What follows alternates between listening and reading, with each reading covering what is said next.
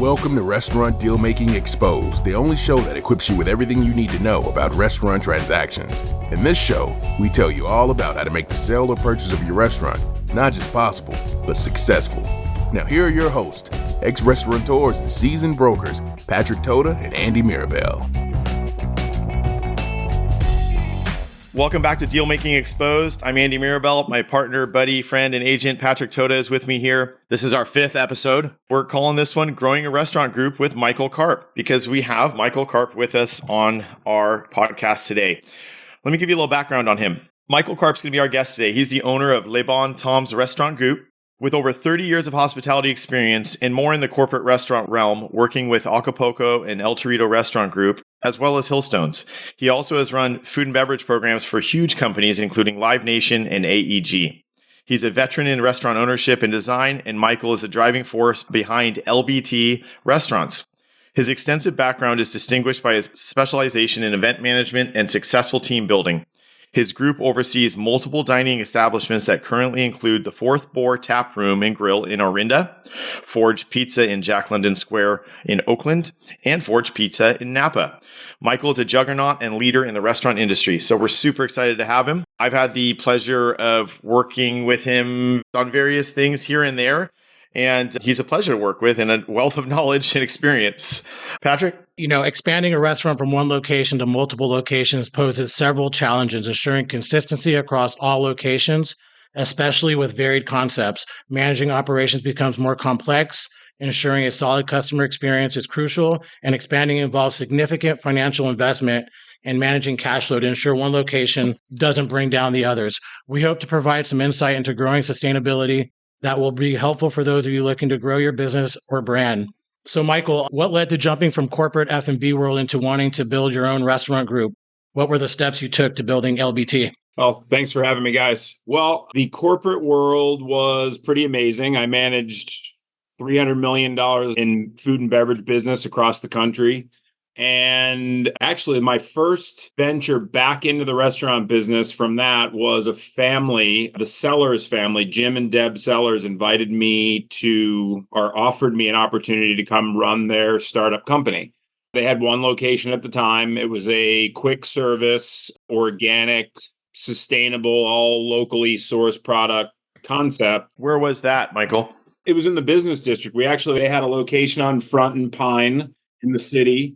We opened the second location at 595 Market and then at 721 Market. So we had 3 locations within 1 mile of each other, all doing $1.8 million or more. So we had this amazing model until the depression of 2009 hit us. And literally we went from 14 months of like amazing sales and great growth and building and designing restaurants to I was let go, like on the street corner of Front and Pine. And wow, kind of rocked my world. I moved my family up here from Southern California to as executive vice president and partner of this company. And did that feel overnight? Did that happen that suddenly? Oh, yeah. Wow. Within 10 days, I think. Wow. That's where I actually, being more green than you on when I started, my own brick and mortars, that is the time where I saw an opportunity to get into the restaurant industry because I got into a space cheap. That's how it all worked out for me too. I basically took over at Four Embarcadero at the end of 2010 and rode the wave out from there. So that's really interesting. So from there, it was one of our big investors was Billy Russell Shapiro from Absinthe. I'm sure you guys know him. So he, felt kind of bad that I was kind of let go and moved my family up here. And he had some project. He had the Arlequin Cafe and the Arlequin Wine Merchant, and he needed help in those areas. So he put me on a 6-month contract to help him kind of, just get those places organized and get the accounting right. So I did that. And while I was there, Toby Keith actually hired me to open a chain of restaurants. Toby Keith, I Love This Bar and Grill. Did you know him from your previous experience with, AEG or something along those lines? No, I didn't know him personally, but he hired a guy that used to work for me way back in the day when I opened a restaurant in the late 90s. I opened restaurants for Robin Yount and the Arizona Diamondbacks and for Alice Cooper. No way. There was a guy that worked for those projects that got hired by Toby Keith's management company to grow this company. And he quickly knew he was in over his head. So he called me and said, how would you like to? He literally hired me to be his boss, which was kind of funny and whatever. It sure is. There was a good transition there. So I did that in 2009. In 2010, a local businessman asked me to be a consultant on a local project. That was called Table 24. So Table 24, he was just a businessman, had never been in the restaurant business. I don't want to get too far into that. That wasn't like a great partnership, but I opened 2 restaurants in 2 years with this individual.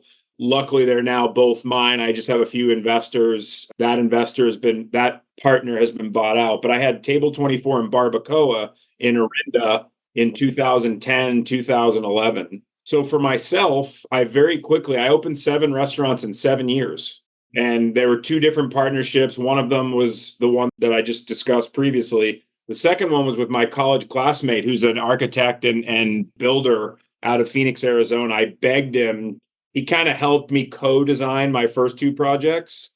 And then in 2012, we opened our first Forge Pizza. Wow. Was this under the LBT group yet, or is that still forthcoming? So LBT didn't exist until we went to go open our second location. When we started negotiating our second location in Napa, we created this umbrella. And we were like, man, we can do it all. We can build them. We can design them. We can run them. We can set up the finances and payroll and inventories and do it all. So that's where I created LBT. It's kind of a soup to nuts restaurant, everything from management, design, build, consultation. I really wanted to point that out for our listeners. You guys should go check out lbtrestaurants.com. It's not just a glorified website of how many restaurants this group has. It's a one-stop shop, and it was really impressive to comb through it in more detail to know that you guys got it all covered from design to team management and building and so on. So it's pretty impressive. We have a good team. I mean, 97% of Andy's business is his company's called The Construction Zone, and he builds very high-end residents, like $20 million homes in Phoenix and Dallas and up in Flagstaff. So what he does for me is just a small little piece, but it's huge for me. Yeah, sounds like it. I get to design exactly what I want. We have some push-pull on kind of functionality versus what he wants to do, but it's a great partnership and it really makes things good for me. And for our listeners, let's clarify, it's not me, Andy. I couldn't build a house out of popsicle sticks. Okay. So, yeah. So are there restaurants that you just manage and not operate, are the true owner of, or do you only operate your restaurants?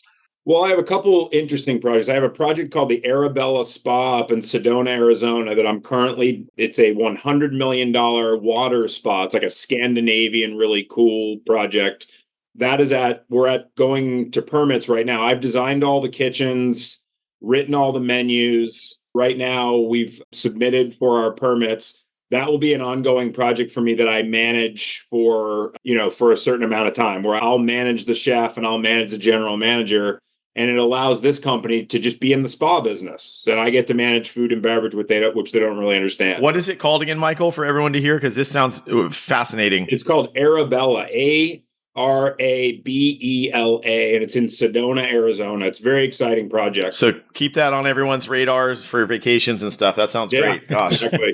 Yeah. So I do that sort of model. Currently, I don't have no restaurants that I'm managing day to day, but I have 4 clients where I'm doing it just as I said.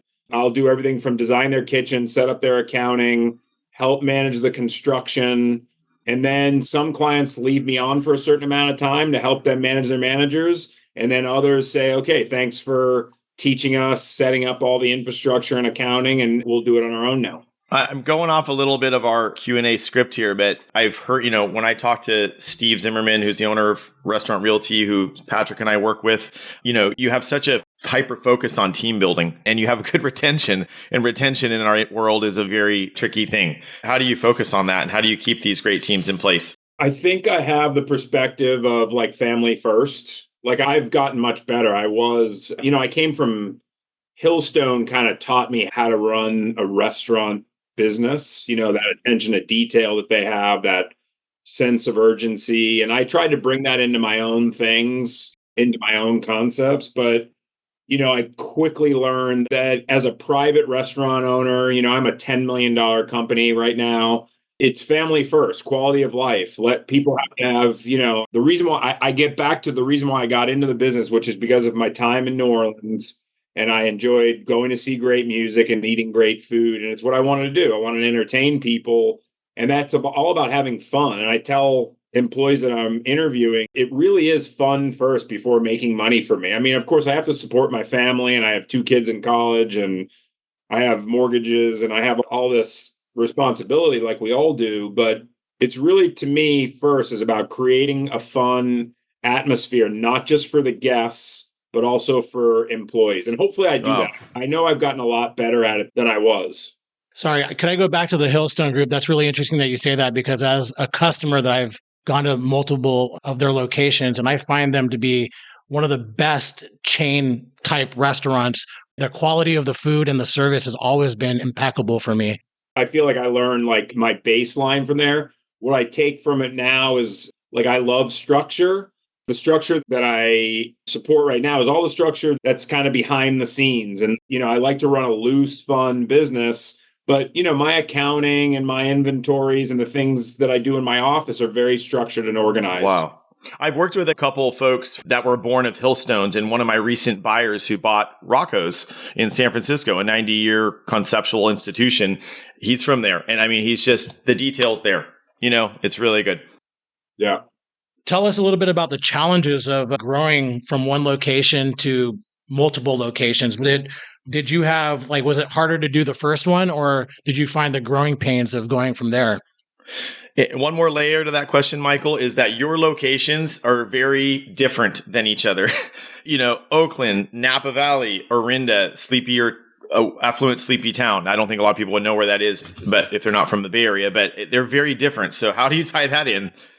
You have to be adaptable, but it's really, again, going back to it, it's about the people. It's about, you have to have people that can help you scale. And you have to have people that understand that the demographic, not just of the guest, but of the employee, are different in every community. And just like I told you before we came on air, me trying to play loud music in Napa because we do in Oakland, that doesn't work. So you have to recognize that. And, we are not a chain. My company, and it's only 3 restaurants right now. Luckily, we sold some. We were very opportunistic prior to COVID, and we sold some locations.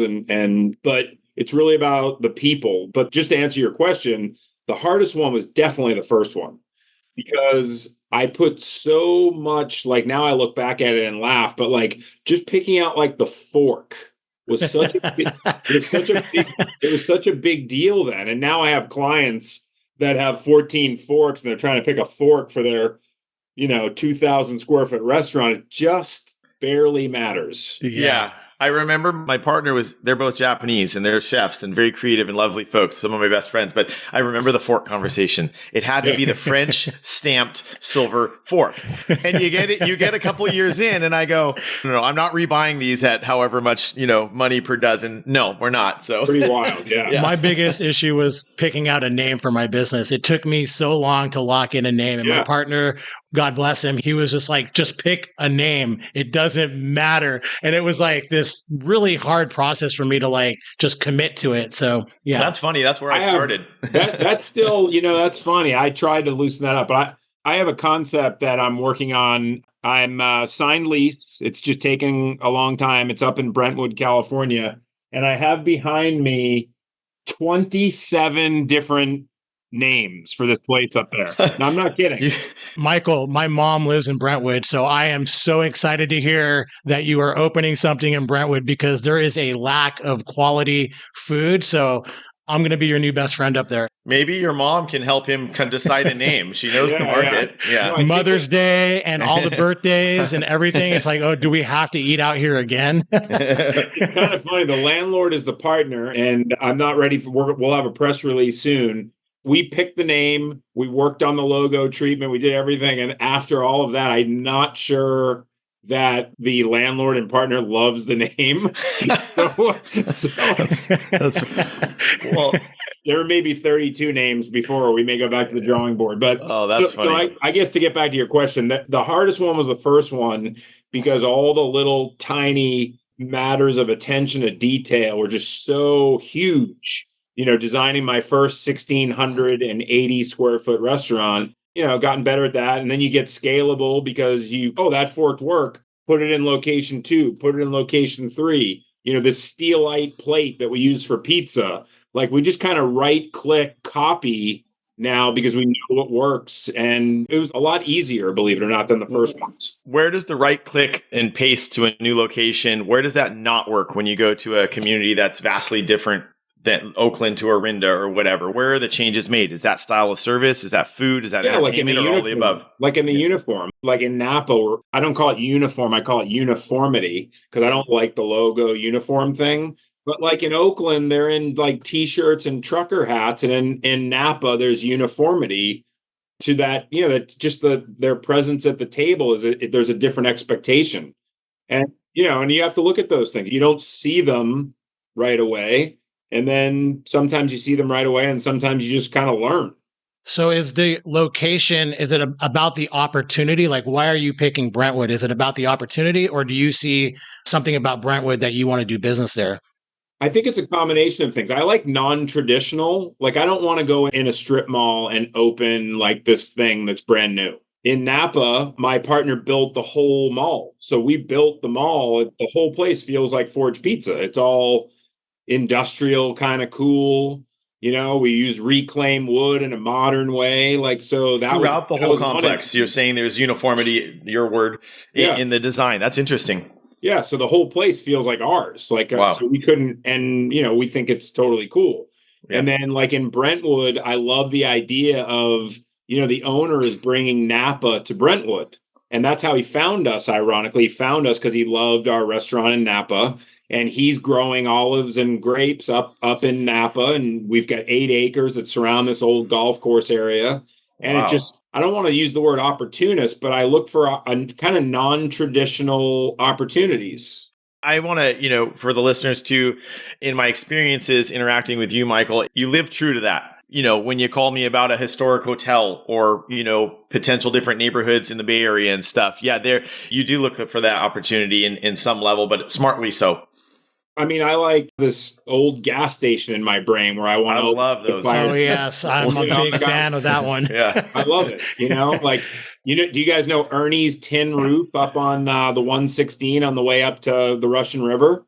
It's a little beer bar. Oh, yeah. No, I know it. Like part garage, like mechanic shop, part beer hall. Like if I could take that place over and make it this rustic, cool little restaurant with some music and good beer and wine and stuff. There's a fish restaurant in Mendocino. Once you arrive in Mendocino, that's in like an old gas station, which is I thought it was a pretty decent restaurant. But yeah, every time I drive by one of those crazy locations, I'm like, oh, I can do this and this there. And my wife's like, stop, you're not doing restaurants again. I'm not mentioning any names because I'm selling one of these locations, but someone has one of those garages and rolling doors. It's so awesome and industrial and authentic, and they have it FRP'd on the inside from the kitchen in and don't use it at all. And I'm like, no. So anyways, that's funny. No, I like those. Those have a lot of cachet and uniqueness. Yeah. So what's next? What's next on the plans for you, Michael? Anything that you can disclose? I know some you can, of course, but well, I'm helping this great family open a restaurant. She's in the charcuterie business and wanted to open her first restaurant. So I'm helping her open a restaurant called Chateau in Walnut Creek. Should be open in the next 4 to 6 weeks. Wow. Helping them find a chef, doing a lot of tastings, just working with, they've never been in the restaurant business. So they're just a fun client. It's a little bit smaller of a project than I'm used to, but I really like them. I'm really excited for that project. The Brentwood project is 8,800 square foot. It's almost an event center. It is a restaurant and bar upstairs, kind of a speakeasy, cool thing downstairs. And then the whole outdoor area that I mentioned, that's olives and grapevines. We have an herb garden outside the back door of the kitchen. Lovely. Oh my God. Where is that located? Are you able to share what it was before? Yeah. It's the Deer Ridge Country Club, which is a housing community. And our project is at the Deer Ridge Golf Course, which is a golf course that closed about 5 years ago. So you've taken this over. It's going to be open to the public. It's nothing. Okay. Yeah, wow, amazing. Yeah, and it still has all the golf infrastructure. So the families can still jump in their golf cart, and we're going to have a golf cart parking lot. The families in the neighborhood, they hike on the cart paths from their homes. So wow. We'll do kind of mountain bike, little bike racks outside. So hopefully it'll be like this walkable, cool event center. Like I said, herb Wow. garden out back behind the kitchen, place for weddings. Should be really exciting. Live music we'll do like we do Brenda. So Yeah, I'm pretty excited about the project. People should check out any of Michael's locations because music it's a very central to what you do and what you love at your spots. And it's makes the atmosphere lively and great. You're still going into these places that are so different than one another and making something work. Obviously, with your vast experience and background, you've honed in on what to do. I do remember I looked for a location in a place called Fairfax, just north of San Anselmo, and coming from downtown San Francisco and such, I got some looks of trying to open my concept there. And, we were so close to doing it. And then I'm like, I don't have the right gut feeling that the community wants what I'm about to bring. And I wanted to try to speak to them with the bike racks and music and all this stuff. But I just, at the last minute, I said, this isn't feeling right. So do you go with your gut a lot on these things? I do. Yeah, I do. Sometimes I have to kind of look in the mirror and be like, dude, is this just emotion? Like, are you just excited about this because it's you and emotional? It has to work, right? Just because you like it doesn't mean that other people will like it. It's so you have to be careful of that. But I use emotion and gut, and then I'm better now at 55 years old at saying, is it just you that's going to like this? Is it relatable? That's funny. I think that comes obviously with maturity, age, and experience. Our last guest, Ben Koenig of Heritage Eats, was very clear with us on our episode with him that he drives first with his heart. It's all in on that. That's how he picks a location. So, maybe after another decade of grinding in the restaurant business, that'll start changing some. Right? Yeah. I don't know if I have a decade left. I think I'm like 5 to 7 more. I'm more aggressive now than I have been. I mean, we had 7 restaurants. We now have 3, and we have a very significant, probably $1.2 million catering division. So it's really 4 businesses plus the consulting business that I'm running. But I think 2 or 3 more locations is good. My oldest son is very interested. He works at the Ritz in Bacara in Santa Barbara. I think he's interested in getting into the family business a little bit. So my next concept that I have is a suburban version of kind of right now I have restaurants with music kind of in the background. My next thing that I want to do is a suburban kind of flip that model and do a music venue that has really great food and a cocktail program and, beer and wine as well. And I'm looking for the right spot to do that and make sure I'm in the right community where people want to go, pay $10 or $15 to go see really good local music. Yeah. Is that kind of a blast from the past? Like one of those, where you're kind of eating and watching a show that my parents would go to with Lake Tahoe? Is it that kind of more the feeling that you're talking about? Like a Bruno's? No, there's something like that that's happening in Lafayette that's going to be pretty interesting. That's kind of like dinner in a movie, dinner in theater, things like that. No, mine's more kind of like a rustic, cool place that's, of course, comes out of New Orleans. There's a place called Le Bon Temps, which my company is named after. That's really kind of, it has good burgers and chicken sandwiches. And you go there to see a great band, and there's only 100 people, so it's small, rustic kind of thing.